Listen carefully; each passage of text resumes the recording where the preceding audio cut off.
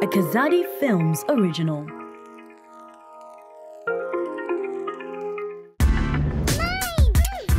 As Zambia, we pride ourselves to be a Christian nation.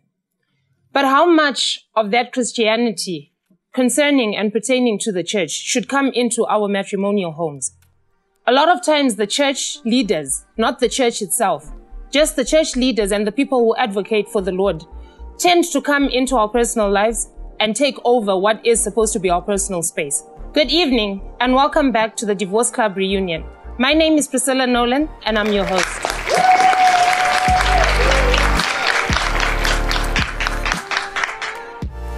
So a lot of us love the fact that we are Christians. We love involving ourselves in church activities. We love going to church and we take pride in that. But then there are times when the church leaders tend to get too engrossed in our marriages, in our personal lives, and in the happenings of our families. Where does the bar stop? Where do we put the line? Where do we draw the line? Tonight, I'm sure you've guessed it. We have the pastor, the glamorous pastor. We have Joshua and the whole crew that was here the last time back in the studio to tell us exactly what it is that has happened after that episode and what it is that they've done to ensure that they move on from this. So first of all, I'm going to call Joshua. Please help me welcoming him. You don't look as shaken as you were the last time you were here. Yeah. Man, you cried. I've never seen a man cry like that. Yeah, we do cry. It's a good thing, actually. It's a good thing. It avoids a lot of heartache. One of the things I was hoping for is if you forgive me, then I should be able at least to allow me to see my wife. I explained to the producers of the show I haven't been able to see her now 3 months. And No, I understand that, but you should also understand, Joshua, that this is a spiritual matter. You understand? A carnal man cannot perceive the things of the spirit. I don't just do things of my own. I understand all that. I'm saying I've changed, and all those things that happened in the past will never happen again. I hear you, Joshua. I'm your father. Then at least allow me to see my wife. I'm your father. For now, I've said it. You can't see your wife. So obviously, well, that wasn't your story. You acted it out for someone else who brought it to us and couldn't obviously play the part for himself. Mm-hmm.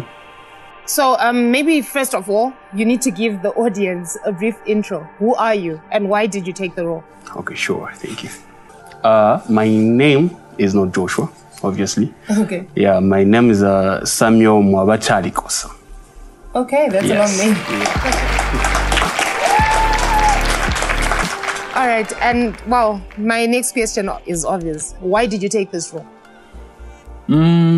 For obvious reasons, because I'm an actor. So it was a job. Okay, well. Yes. But again, it somehow spoke to me casually as a man. And how sometimes we go through certain things that are heartbreaking. Yes. And how we show those emotions that we get to feel that particular moment. So it was a chance for me to show a particular side that we are trying to suppress, so that we've been trying to suppress all along. The side of vulnerability, showing what you're feeling. Yes, just the one. I personally, for one, I think you played the role really well. No, thank you. But then what's your take on Joshua the man? Like, what do you think about him? What did he open up his home to all these, to exploitation, if I should put it that way? And do you think he was exploited or he deserved what came to him? For Joshua, I don't think it was his own doing. I think it's just like almost every young man out there, he trusted so much into his spiritual father.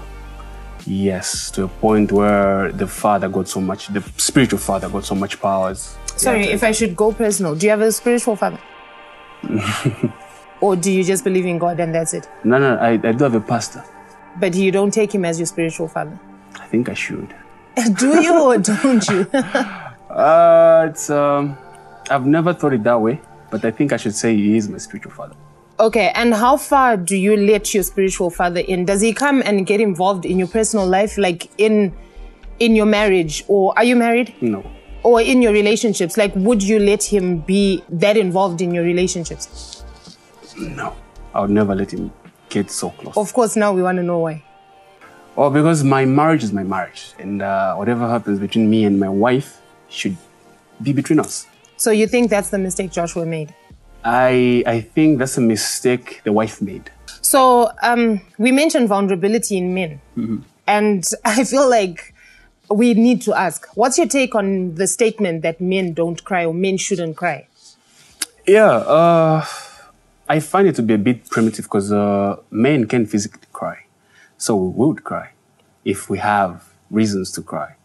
So in most cases, we find ourselves men holding on to the same notion as men ain't supposed to cry or men have to be stronger than that. They should never show weakness to a point where it becomes too much and we can't handle. This is why we're seeing so many rapidly increasing rates of suicide in men. Yeah, so I feel like if men could be allowed to be vulnerable, it would open up a space where they could share and feel better. You took the words right out of my mouth. I agree. I totally agree. And I'm sure the people at home agree too. And the people in the studio. Hope so. So, okay, you obviously took the role because you felt you needed to portray and show people certain things, as you said, right? What's your take on the rising number of churches and prophets?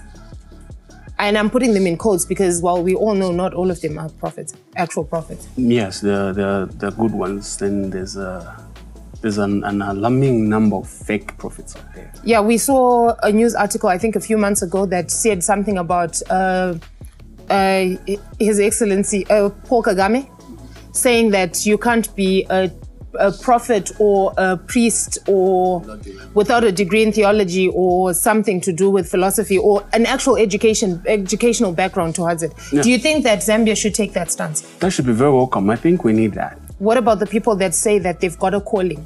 And obviously, well, I mean, if you have a calling, I'm sure you'll ace it in class, right? Whether we believe this or not, the church is an institution, and institutions have to be run by people who are equipped to run an institution. Exactly.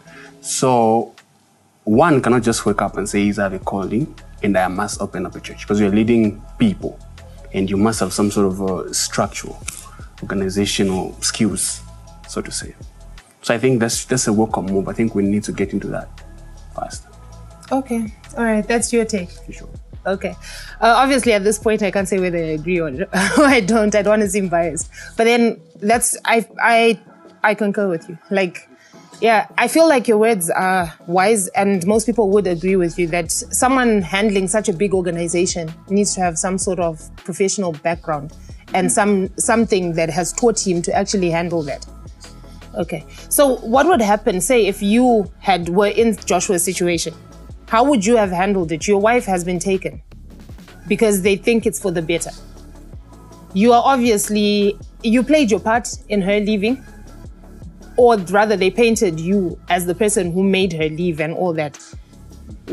How would you have handled it as a man? As Samuel Chalikos? Sorry? As myself? Yes, as you. She would never leave. Oh, wow, you're going to kidnap her. What are you going to do? If she wants to leave, what are you going to do? Wow. That's a good question. What would I do? I think I would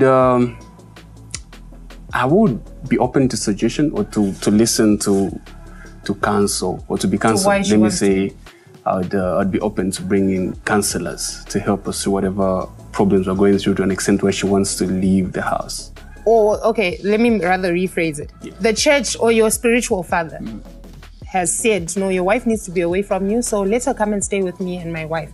And obviously, in this case, Joshua's counsel was from the same church.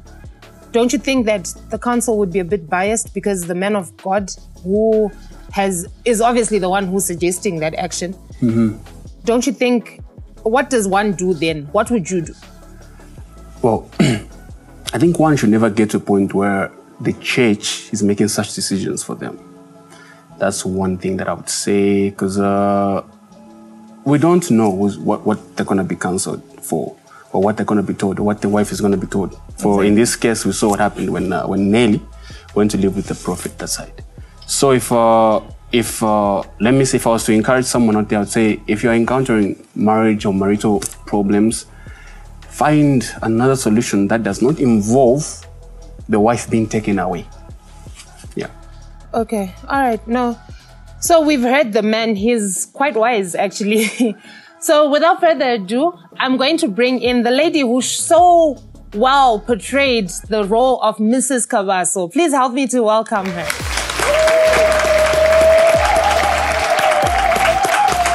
Welcome. Please take a seat. Thank you. Wow, you look amazing. Thank you so much. Far from Mrs. Kabaso, who was just... I wouldn't want to go head-to-head with you and defending my husband. So obviously, the people out there, the people at home, want to know who this glamorous lady is who can act as well. Beauty and brains, and talent. 3 in 1. You're a triple threat. So please just give us a brief intro. Okay, my name's Gladys Piri, and I play the role of Mrs. Kabaso in the Divorce Club. Thank you, Gladys. Thank you.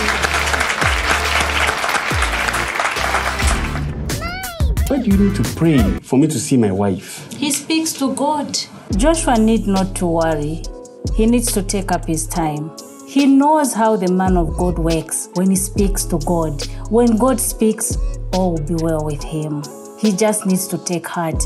All will be fine. Gladys, obviously we want to know, why did you take that role? I took up that role in the first place so that I can be a role model to the people that will be watching, because there are 2 different things that were happening. Gladys, or the so-called Mrs. Kabaso, was playing a role whereby she was too much for the husband.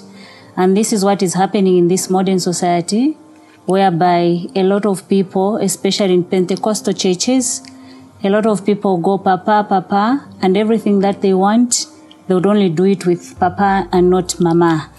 Everything that comes, they wouldn't even explain to mama, but only papa.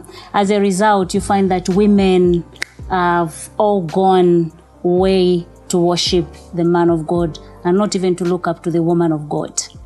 Okay. So you mentioned that a lot of people are now worshipping the man and not the person that brought this man to his calling and made him come and bring the word to you. So people are more idolizing the man in cloth instead of idolizing God himself. Exactly. And then also the mother, or the mother who's supposed to be the mother in the church, the woman, the missus, most of them are now calling them prophetesses. So now my question to you as a woman, obviously very matured and educated woman, do you think that because my husband is a prophet, I should now call myself prophetess? Is it sexually transmitted, or what is it? I think that is not right. A prophet remains a prophet. And me as a wife, I should just be a wife. Maybe a woman of God. If I've got a calling, it should just be a calling, taking a role of a woman, looking up to the people in the congregation so that I help the prophet or the pastor. But unfortunately, like the role that I played 2 roles whereby I was too much to the side of the prophet. This is what happened some time back, whereby women in society, especially the other generation, not our generation, you find that the older generation, women had to submit to their husbands, confide in their husbands. Whatever happens, I think you read my mind. I was actually about to ask you. So there's this African thing, and I'm not stereotyping, but in our culture, a woman is taught that she needs to be submissive to her husband, which is obviously what the Bible says as well. Yes. But then, where do we draw a line to submission and now you're just being a fool for your husband? Because I've had situations that I've read about or seen where you find that the husband is exploiting people, or little girls or little boys, or he's doing the wrong things. And the wife is just told that, no, you can't speak up against your husband. Your husband is your husband. You need to defend him to the death. Do you believe in that notion? Is that right? I don't think for now it's not right. No wonder we've got a lot of institutions coming in. We've got the police, whereby we go to victim support unit. There are also places like the court, especially when you are a woman, you are being victimized. You find that people, or rather women, are after your husband. There's nothing like getting so submissive to your man. It's time that you need to raise up, go to victim support unit, or go to court so that you sue that lady for marriage interference. Okay, so Mrs. Kabaso obviously, she knew all that was going on in her home because a woman always knows. Yes. She knew all this. She chose to keep quiet and she stood by her husband. Oh, right? Yes. There's also this thing that our culture teaches us. And I feel like because our viewership is not just in Zambia, we've got viewers all over the world and mainly in Africa. Our culture teaches us that, like I said, a woman should submit. A woman should be the cornerstone of the home. That's what they say. And being the cornerstone means keeping quiet to a lot of injustices. Your husband is clearly, or her husband was clearly being abusive emotionally and mentally because she knew he was messing around with Nelly, right? But she chose to keep quiet and stand by him. There are situations where a woman would go to her family and say, this is what my husband is doing. And I'm sure we've got terms for it in Nyanja, Bemba, and every language on the African continent, where they tell you that's what men do. Yeah. Just be strong. Men will always be like that. Mm. And now, like our generation has started these, I've seen memes where a guy says, my girl did this, did that. And women say, oh, create a prayer room. That's what women do. Be strong. What do you think about that? Like where society keeps telling us as women to just keep quiet to these injustices because that's what men do and we need to be tolerant. I think that is not right because there are so many diseases that comes up. And then nowadays you find that people start killing each other because of the same thing whereby you keep it at heart. Exactly. You can't even tell your relatives. You can't even go for marriage counselors. All you need is just keeping it at your own or to yourself, and then in the end you start developing depression. So when the man now comes with full force whereby you can't hold it anymore, you just feel like killing him. So for now, I think that is not the step that people should be taking. It's better they just go, if you have a problem, go to your relatives. Don't let it up to the church because you never know who the pastor is. Because after all, he's also human, right? Exactly. That's why they say to human is error. No wonder you find that most of these pastors, because of the worship that they get from women, bowing to them, women of late nowadays that cannot even respect their husbands, they would rather kneel down to the pastor and then not kneel to their husbands, which is not okay. So definitely this time around, we need to see marriage counselors, go to victim support. And so the safer option is professionals instead of the church because, well, obviously they're also human and clearly most of them are not trained for this. Yes, especially even when you're a woman, sometimes you're taught you don't just go for marriage because we also come from Halangizi. So if you can't find relatives doing it for you, go for Halangizi, the people that took you to the marriage. Okay. Yeah. All right. Wise words there, people. So we're going to go on a break. And after the break, in pure Divorce Club reunion manner, we're going to bring in the real Nelly, the lady whose ordeal we all witnessed on the Divorce Club. So we need to know what happened to her, how she's faring. And obviously, we need to know if she feels like what we saw was a real portrayal of what she actually went through. So please catch me after the break.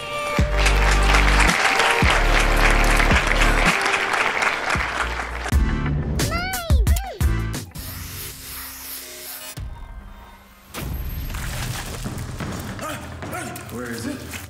The box. This box was supposed to change our lives. But we did not know what we were about to unleash. This is your gun. Huh? Not even my dead mother can believe this. This is not Kinshasa. This is not Kopala. This is Lusaka. If you don't hustle... Don't you dare forget who you're dealing with. Then you're probably the one being hustled. Which one of you guys is Shadrach? His English is not so good. I am his interpreter. Hello. He says hello.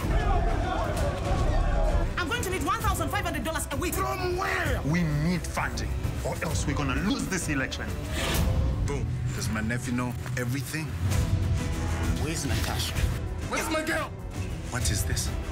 That is that. Money, it's not exactly above board. What money ever is, Ken. Instead of good to cash, just give me some time. I did not introduce you to this deal for you to cut me out. He's got no money in his account. What? Cool. Where are we going? Change plan.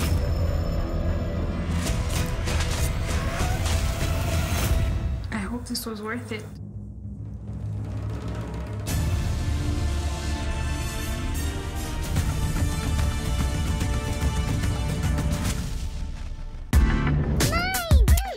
Welcome back to the Divorce Club reunion. So as I promised, we have the real Nelly in the building. Obviously, Nelly has gone through a lot. It couldn't have been easy. I mean, everything she went through. And then dealing with the after effects of all those things. So we're going to try and be sensitive in everything we talk about because obviously we owe her that. So please help me in welcoming Nelly.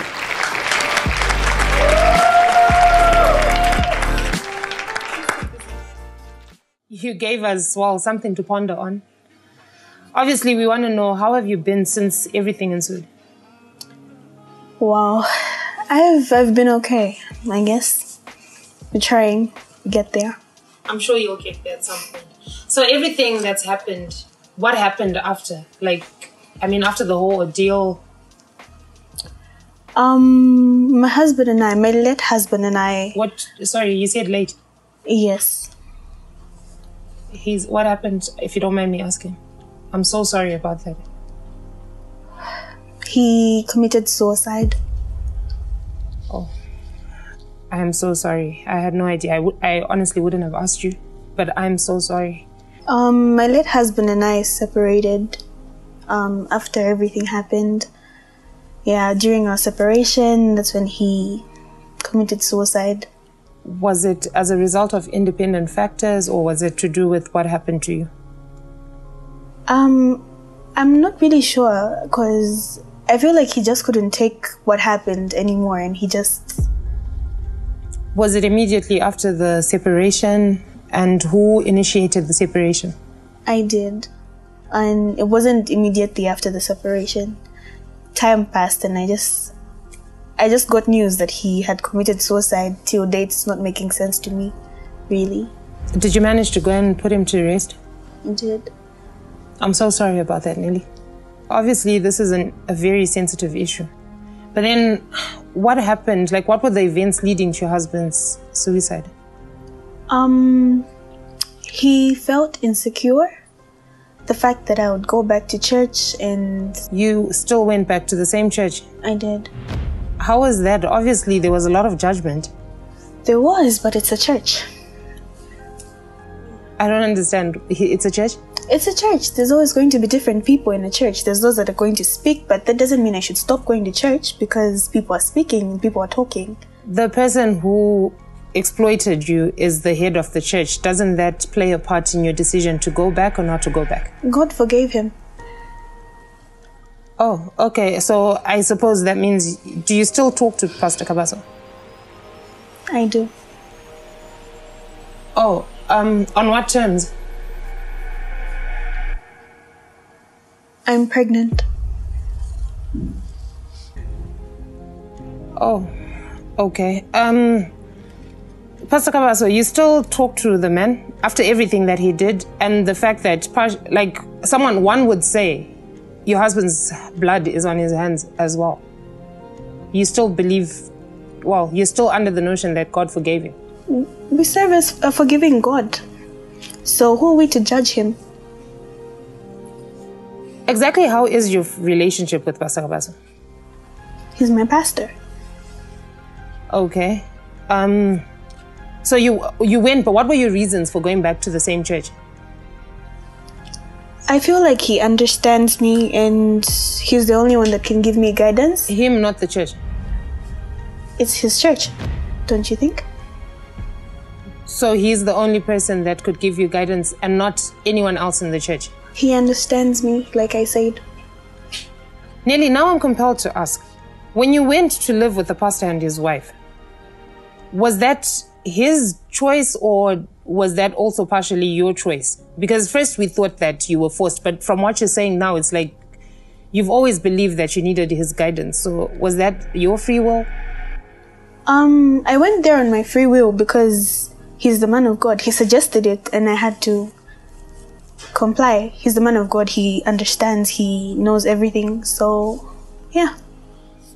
Gladys mentioned something about the pastor's wife always being sidelined when a lot of women should rather take comfort in talking to her than the man. How was your relationship with Pastor Kabaso's wife? Why wasn't she the one guiding you, but rather the man of God himself? Isn't that more appropriate? The man is the head of the church in the house, so I believe I should talk to him and not his wife. What was your relationship like with Mrs. Kabaso?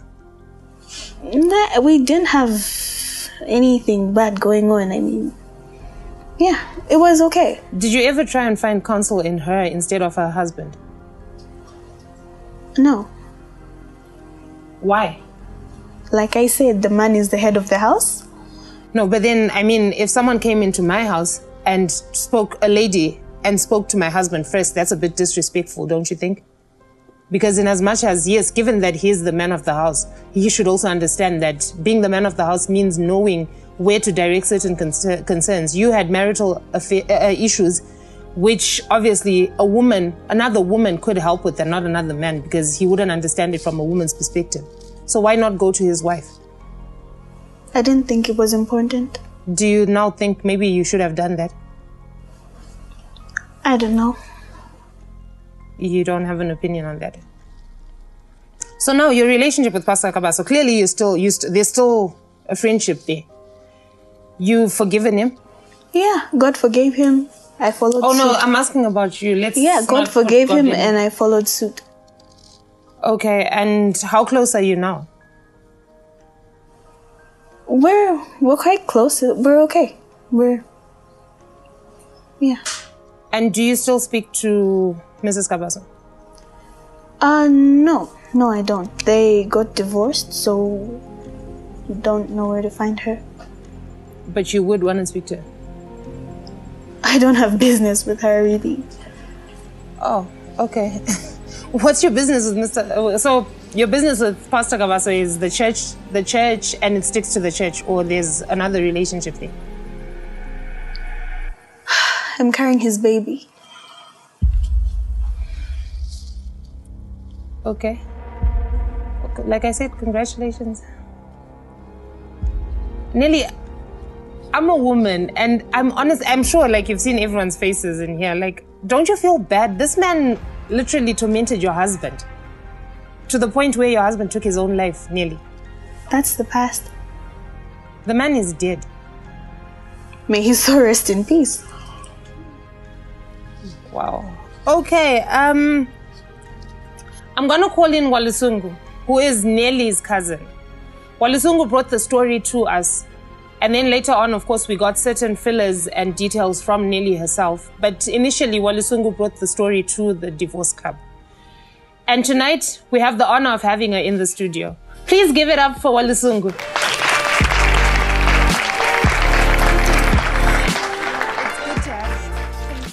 I mean, you brought the story to us. Yes. What are you saying right now? What are you saying? What are you saying? Nelly, what are you saying? What are you saying? Please, what are you saying? I'm so sorry for breaking you. I respect you because you're in authority. Yes. I respect the office. So you have to also respect me. Let me go. Let me go. Let me go. He said, I thought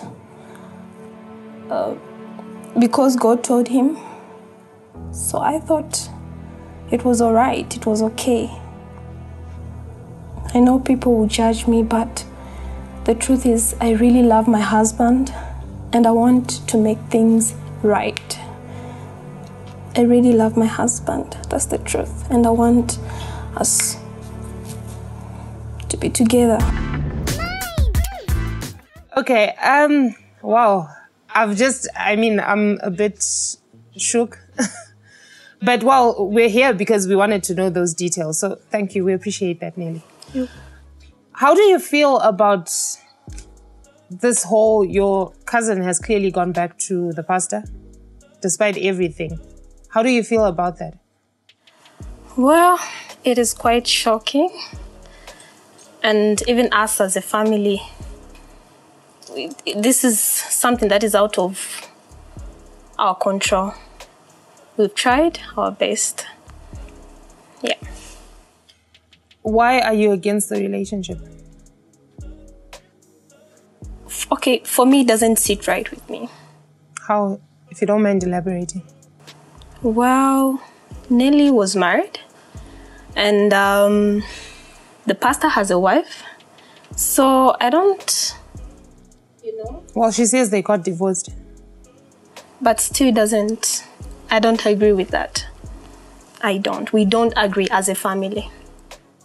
Okay, and I can understand that. So you played out Nelly's role initially. Yes. And you portrayed that marvelously. Thank Although, you. well, we didn't see much of you. But then when you did come in, you gave us a shocker. You brought us a story. Playing it out is like another level. Why did you choose to be a part of the remake or the re-illustration of what had happened? Why?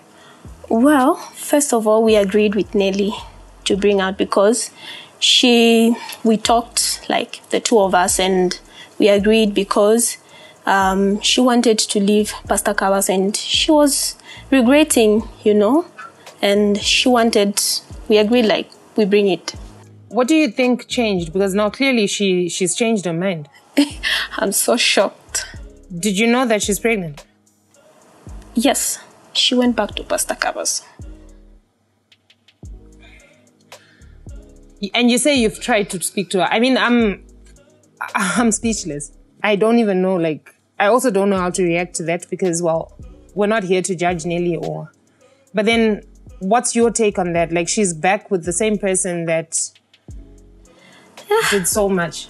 I think for me, maybe Pastor Kabas has got so much influence on Nelly. It's like she's under a spell because there's no way a normal human being with the conscience would think of going back.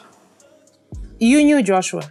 We obviously just saw what we saw on screen, but you knew him as a person. What kind of man was he? Well, he was a good man and he tried his level best. It's just that, you know how sometimes we women, we are so carried away. We believe in our papa. We think we can't get counsel from our parent, our family. And what do you think about all these pastors or prophets that call themselves men of God? And then obviously there's been a lot of exploitation of vulnerable people in the church today. What do you think about those kind of people? Like, obviously some are good and then there are those others. It is so sad that we have the so-called prophet, those, where their interests, I think their interests just to make profit out of the church. Yes, and it's really sad. Like, I don't agree with these prophets who are, misleading people.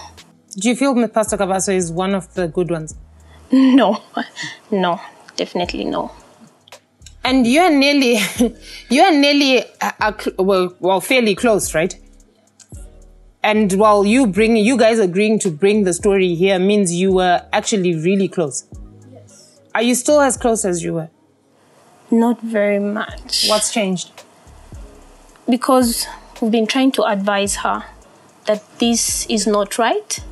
And how will people think, or just even, you're conscious, your inner man, like, you go back, this is somebody, you were married and you fornicated, or I would say you cheated on your husband. Yeah, you cheated on your husband and then you still go back. I don't think it's right. I think even people out there can't agree with First of all, I did not cheat on my husband. I went to Pastor Kabaso when he died and when his wife left. Nelly. But the first time you slept with him, the first time you were staying in his house, your husband was alive, you were married and you still slept with him. He said it was the Holy Spirit. He said what? It was the Holy Spirit that directed him. Oh my gosh, sorry. He said it was the Holy Spirit. So basically he said you had a spiritual husband. I don't know. And you believe that, Nelly? You don't believe that he took advantage of a situation, because obviously at that point your husband had a drinking problem. He obviously roughed you up a bit, which wasn't right. And the pastor obviously took advantage of that, manipulated you and made you believe that he could love you or whatever. Don't you think that you were taken advantage of? At that time it was wrong. Now it's not. So you agree that initially this man manipulated you? He did, but then he changed. You don't believe you're still under that same spell? The heart wants what it wants. So you love him? Yes. Wow. How many other women in the church do you think he's telling the same thing, Nelly? Honestly, that's none of my business. Nelly, have you tried to get counseling after all this? He's my counselor. Your counselor is the man you're sleeping with, and you think he's being objective in telling you advice? He's the man of God. Nelly, have you tried to speak to maybe hear out what your family is trying to tell you? They won't understand. They will not understand that the heart wants what it wants. So you love him? Yes. And you're sure what you're doing is right? It doesn't haunt you that your husband, he murdered himself or committed suicide? Like I said, may his soul rest in peace. Walu. Because I feel like slapping her. No, we're not doing that today. Nelly, you're laughing. Clearly, this is amusing to you. I feel ashamed because the way she's just coming out as if she's so, with that confidence. Oh, so now I should take off my confidence when coming out here? Nelly. Is this why you called me? She's under a spell. That's why, I keep saying that you are sick. No. I keep saying that you're sick, but you keep refusing. Oh, I'm sick. And you're so stubborn. I'm sick. You're so stubborn. Please, play doctor. Play doctor. Vanelli, you're going to regret this. You're going to regret this because the time you just, you come back to your senses, it will be too late. You have the sense. Why are you still single? Oh, wow, okay. Let me tell you one thing. The right time is the best, and the time is coming. If you feel late, now, everyone out there will be laughing at you. And they've been laughing at you. As a family, and people think that we don't talk. We don't do anything as a family. This is the Nelly. I think they're just concerned, Nelly. Because in as much as the decision is yours at the end of the day... Their concerns don't pay my bills. Oh, so you're with him for money? No. Nelly. Nish. Is this... Is this what you called me for, to attack me? Are you here to embarrass the family or what? Okay, clearly we're not going anywhere, and ladies, let's just calm down. When we get back, we will have Pastor Kavaso himself, the man, in the building. So please catch me after the break.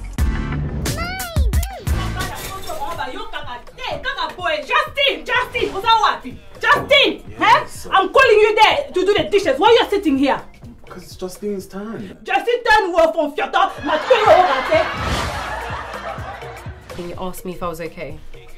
Are you pregnant? Lol, Mom, as if anybody You don't wants her. Mom, I'm pregnant!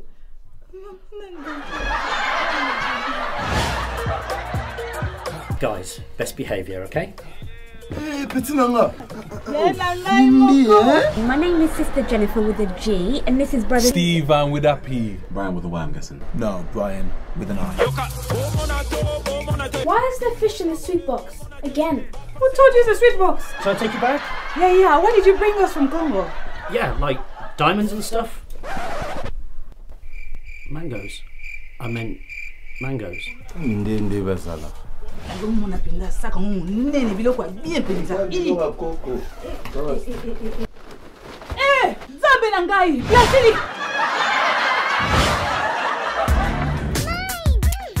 So before the break, we had a lot of back and forth between the cousins because Walu does not agree with the decisions Nelly, the real Nelly, has made. Nelly is standing her ground and she says that, you know what? God forgives. So who are we? Like, why are we being judgmental of the man of God? And why are we judging her? She wants what she wants, right? After all, they do say the heart wants what it wants. Please help me welcome the man himself, Pastor Kabaso. Thank you. Thank you for coming. You look good and happy. Thank you. You look good too, Priscilla. Thank you so much. Okay. Anyway, first of all, we want to know, the last time you were here, there was drama. Yes, indeed. Exactly. Right now and right now, could you go and bring that girl here? No, and you release her. I Let can't do her that. go back to the husband. I can't do that. You can't do that. I can't do that. I'm still praying over it. As you are praying, what you do is you continue praying, but you release that girl, let her go back to the husband. Because they're still married. You know, I'm a prophet and I am spiritual father. So let's not talk about spiritual here. That is why you cannot understand. So you cannot understand. I am a man of God. You are a man of God, yes, and we are police officers. So you release that girl now. How did you, how were you received back into the society? Obviously it was good and bad. Or was there any good? No. I wouldn't say there was any good. Okay, what was the negativity? What was that about? What did they say? It was rough. Oh, wow. It's been rough anyway. For a man of God? Yeah, you know, because people would walk up to me and ask me direct questions. Yeah. Like what? Please give me one, amuse me. They'll be like, sometimes maybe there will be ladies waiting for me as I walk into the shop for me to come out. Ooh. Yeah, more especially women. Oh, Pastor. Yeah, women, you know how it is. Okay, so, asking what? They'll be like, excuse us, are you a pastor? Then I'll be like, no, I'm not a pastor. Then they'll say, but are you not the one in that divorce club? Then I'll be like, okay, they've got the point. You should have said yes, so we know what they want if you're a pastor. Yeah, so I'll say, yes, I am. And they say, but we asked you that, are you the pastor? You say, no, I don't know you. How do I just come out like that? So now they'll be like, is it okay if we may ask you some questions? Then most of the time I'll say, hey, no, there's no problem. You can ask. Then they'll ask direct questions. Like what? Like, is it, okay, the first question is, they'll ask is it a real show or is it maybe acting or something?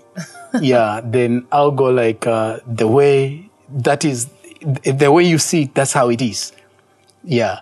Then the second question, they'll be like, did you really sleep with Nelly? And then I'll be like, no, I can't answer that because as you can see, that was an allegation. And I am a man of God. And I'm a man of God. No, let me say it right. I'm a man of God. Yeah, exactly the way I used to put it in my act. Okay, so maybe now you really need to give an intro. Who are you? Yeah, definitely. Yeah, my name's James Sequilan Santa. Okay. Those are my full names. And what do you do? Because, well, obviously we want to know. Man of God. In real life, I'm a pastor. And being an actor, when that role was presented to me, and looking at the background where I'm coming from, because I was broken once. Yeah, I'm coming from a Christian background where I've been messed up, by these same churches, imitators of men of God, you see. So I think for me, it was a privilege that this is the time, the real time or the right time to present this to the world so that people may know, because people's lives are at stake. And that's very honorable of you, given the fact that you're a pastor. That's a risk because people, obviously for a period of time, people thought it was you that did that.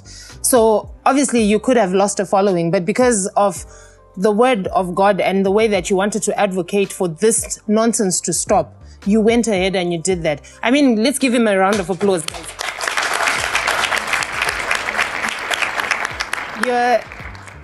You're truly a man of God. And we thank you for coming to the show again.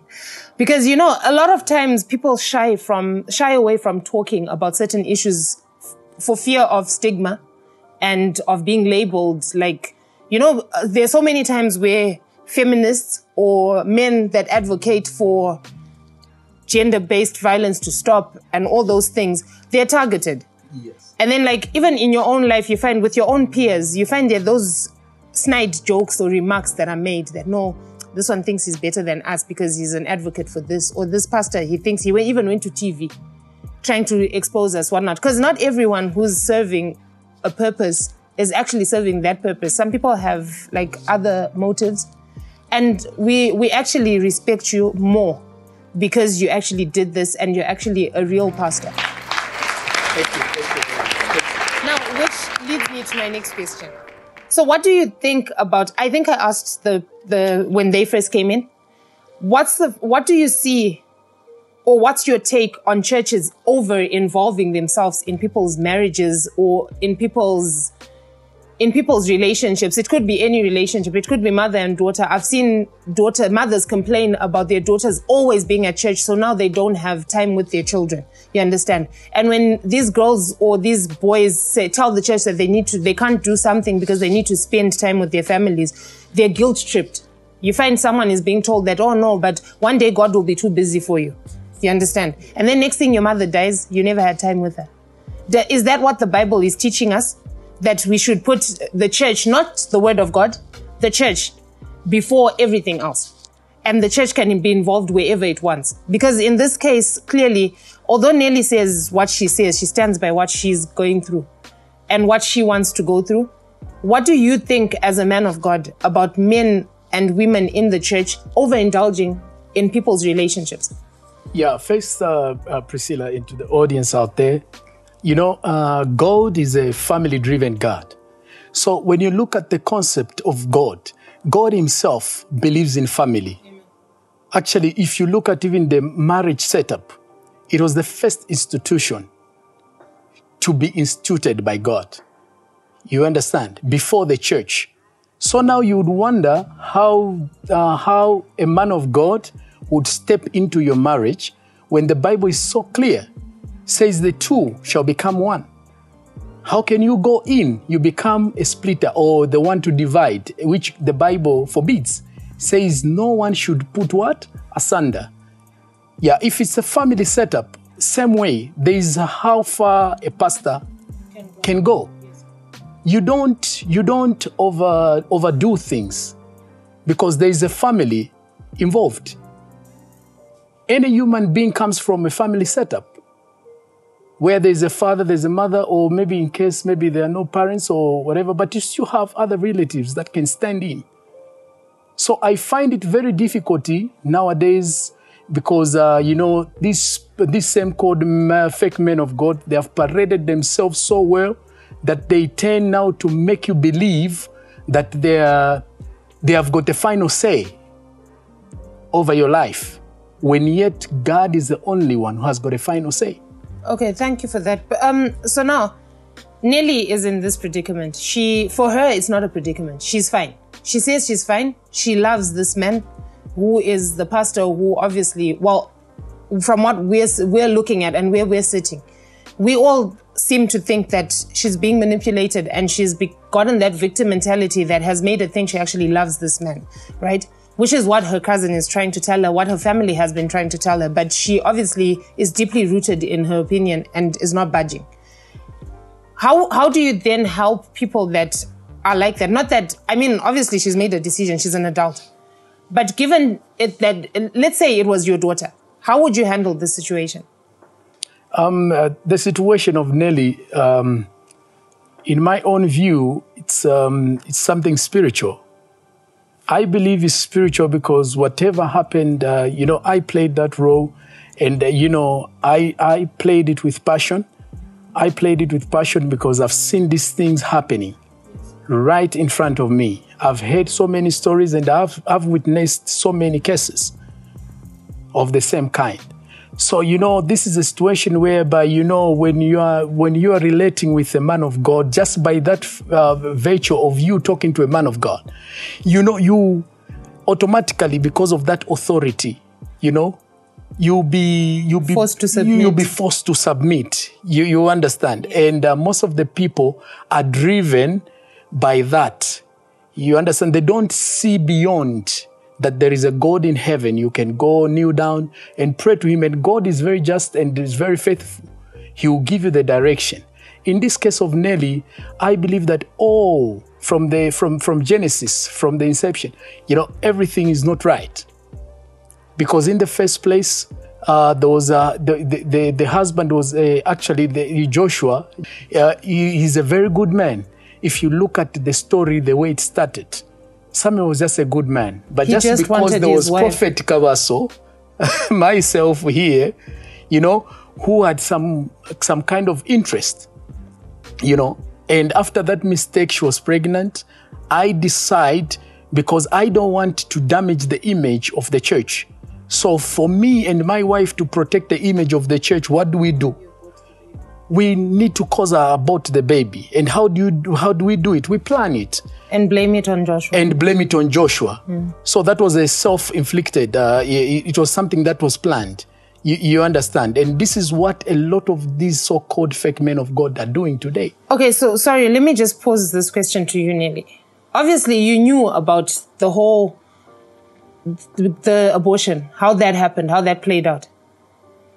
Doesn't that, losing that child, doesn't that get to you at times? Like he had a part to play in you losing your first child. If I lost the child, it was God's will. It wasn't time. Pastor, what do you think about that? To Nelly, I think, Nelly, you need to seek guidance from... So my pastor is not enough? I believe it's not enough because just so Oh, Nelly, look at this. The Bible is so clear. It says that you shall know them by their fruits. And the fruits are showing. You have the second pregnancy. I was shocked. Isn't that a fruit? Yeah, that's a fruit, actually. Yeah, it's enough fruit God for said people one to multiply. know. No. Emma fruits are in. No. You are getting it in a wrong way, those are actually for your situation, for your kind of situation, it's very vivid. You understand? It's very vivid that you cannot even argue. You just need prayer. I believe she needs counseling and a lot of prayer. Sorry to cut you there. She needs a lot of deliverance. Sorry to cut you there. Pastor Kabaso is doing his job. He's counseling me. We're just fine. And I don't think I need any help from outside. Ladies. Nelly should learn to keep quiet. And there's another point, Priscilla. There's what they say. I hear people talking about this many times. It's very difficult. They say it's very difficult to convince Papa follower. They call them Papa followers. They do not follow God because your focus. When you go, we don't go to church because of how we feel. So how are you sure we don't follow God? We go to church because of what we know. What do you know about your God? Remember even Jonah in the Bible, when he was running away from his calling, the people came, they asked, can everybody come and call on their God? You understand? What do you know about your God? Not what you know about your man. What do you know about a man of God? No. I know that God gave me Pastor Kabaso. That's what I know about my God. What makes you so sure that it was it's God's will that you're supposed to be with Pastor Kabaso? I've not met any man like Pastor Kabaso. He's doing his job just you're fine. Following your feelings. This is what I'm talking about. You understand? We do not go to church because of how we feel. You understand? We go to church based on what we know. You understand? Eh? Then if you know everything, why are you going to church? No. To church is just that is we are human beings and it's in us. There is always that void that needs to be filled by us going what? Going to church and fellowship. My void is being filled. Okay, perhaps we now need to just focus our conversation on advising the people at home because, well, Nelly is set in her ways. She's not going to budge. She clearly feels she's made the right decision. We don't want to seem as if we brought her here to judge her or any of that. Definitely, I understand that she's just vulnerable. Okay, yes. So, Nelly, let me... She's vulnerable. In a case, it's something that is beyond her. You can even just pretend to be. It's something that is just beyond, this kind of behavior. Sometimes, these spiritual matters, she can never understand them. Like I put it in one of the episodes. You see, these are spiritual matters then. You can never understand. Molly, she was Nelly, I'm sure we're all, the people at home are also wondering, where are you staying? Are you living alone or? I'm living alone, and yeah, I'm living alone, and Pastor Kawaso pays my rent. And now that your family is not even aware about your It's marriage. not their marriage, it's not their life. They should live their life. They've chosen what they want, they can stay. They should leave me out of it. You know, the Bible talks about the seared conscience. Sorry, I wanna ask. Sorry, Nelly, not to judge you. All these that you're talking about, your story and your Pastor Kawaso. You know, when we were playing this story as actors, we saw him to be a villain and you to be a victim. You were not there, so that's why you saw him like that. It's so shocking. And how you continue defending the man. That is the cause of your husband's death. Your husband's death. And you moved on 3 months after. God forgave him, God forgave us. Did you not get that this part? This is all right to you. This is all fine to you. It's fine. We serve a forgiving God. How long have you been seeing Pastor Kawaso? 6 months now. 6 months, and does the church know? No. But they're going to find out soon. Is it from the time Joshua died? 3 months after. After your husband's death, you took 3 months to move on? Yes. You won't understand. Don't you think that the church not knowing him, not telling people, is because he's trying to hide it? And if he really loved you, why would he hide something for 6 months? He's the man of God. I know he's taking his time. So I don't think any of you are going to understand, and you didn't bring me on this show to come and attack me. That wasn't what you said when you invited me. No, it wasn't. But no, listen, we're not here to attack you. No. We're not here to attack you. You know, I personally, I feel very bad because we are here to sensitize, your feelings. To teach people out there, because there are a lot of people who are in your situation, who are victims today. Teach them, but don't try to convince me or don't try to talk me out of leaving my man. He is what I want, and none of you are going to tell me what to do with Pastor Kawaso. Ooh. That's so deep. deep. She clearly has her mind made up. And I mean, to the person that's out there who has a member of their family, who has a child, who is in the same situation or was in the same situation that Nelly was in, I guess you've heard it for yourself from another pastor. There are so many pastors out there or people in the church that are taking advantage of people who are vulnerable in the church, people who come seeking help and show their vulnerability to the church. So if you have someone that is going through that, there are helplines that you can go to. There are people that can help them, counseling. On this show, on the Divorce Club Reunion, we're big on counseling and getting people help. So if you have a situation like that, go to your nearest hospital, your nearest healthcare center. They always have psycho-counselors there. They always have therapists, or you name it. They have people, elders, that can help your person out of the situation they're in. So from me, Priscilla Nolan, and the Divorce Club Reunion team, have a good night.